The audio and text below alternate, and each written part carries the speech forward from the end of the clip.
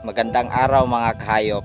Ngayong araw na to mga kahayop, ipakita ko sa inyo yung may native na baboy na bagong panganak at may 8 na anak mga kahayop. At don't forget pala to like and share and subscribe to my YouTube channel Kahayop.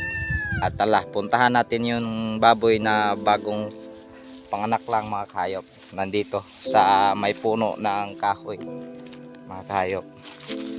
At ipatingin ko sa inyo yung native pig dito sa aming probinsya kung gaano kaliit yung native na ipakita ko sa inyo.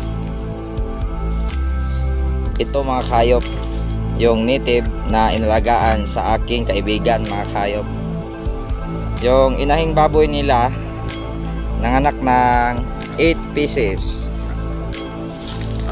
Ang gandang tingnan ng mga biik mga kahayop kasi sobrang liit.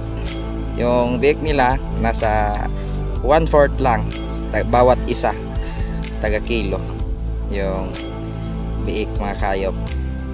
At ito pala yung inahing baboy nila mga kahayop, meron siyang 12 dede at mahigit na sa 5 taon na yung inahing baboy nila. At ngayong panganak niya mga kahayop, nasa 8 yung anak niya. Oh, nandun mga kahayop.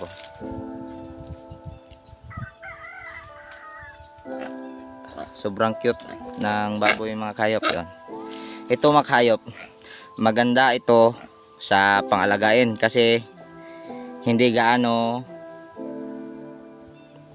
pwede lang pakainin natin ng mga dahon ng saging, bunga ng saging, at saka dahon ng marabilis at lalagyan ng pollard. Ito lang yung papakainan nila mga kahayop. Kapag mag-alaga tayo dito ng native mga kahayop, hindi gaano malaki ang gasto kasi yung pagkain nila maliit lang. Bawat pagkain natin sa native na kagaya nito, makaubos lang ito ng bawat kain ng mga 1 kilo. Bastante na ito mga kahayop sa ating inahing alagang native na baboy. At maganda ito sa lechon mga kahayop kasi yung karne nila hindi gaano maraming fat or yung mga maraming tambok kapag sa lechon mga kahayop. At bagong panganak na ito mga kahayop, mag-antay yung may-ari dito ng 50 days bago iwawalay sa kanilang inahing baboy kasi para malaki-laki yung mga biik. At yun o, plano ko dito mga kahayop, magbili ako kapag mawalay na sa inahing baboy nila. Bumili ako ng 2 kasi gusto ko ring mag-alaga ng ganito na baboy. At yung bagong walay na baboy nila mga kahayop, ibibinta nila sa halagang 2,500 bawat isa mga kahayop. At gusto ko ring mag-alaga nito kasi tipid lang sa gasto at hindi gaano malaki yung gasto bawat araw na ipapakain mo. Hindi gaya sa mga hybrid na inahing baboy, malaki-laki yung gasto mo pero malaki rin ang makukuha mo kapag manganganak na at mawalay na sa inahing baboy.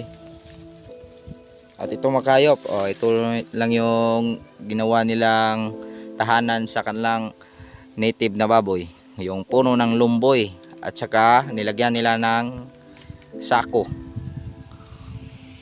at saka tinali nila sa puno ng lumboy yun. At mataas yung tali nila para kapag pupunta ang kanilang inahing baboy doon hindi mapano. Yun mga kahayop, ang cute ng mga big nila mga kahayop. Sobrang cute.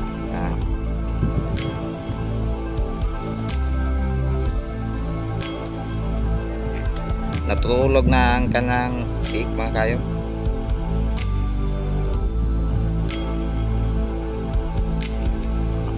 At yun mga kayop,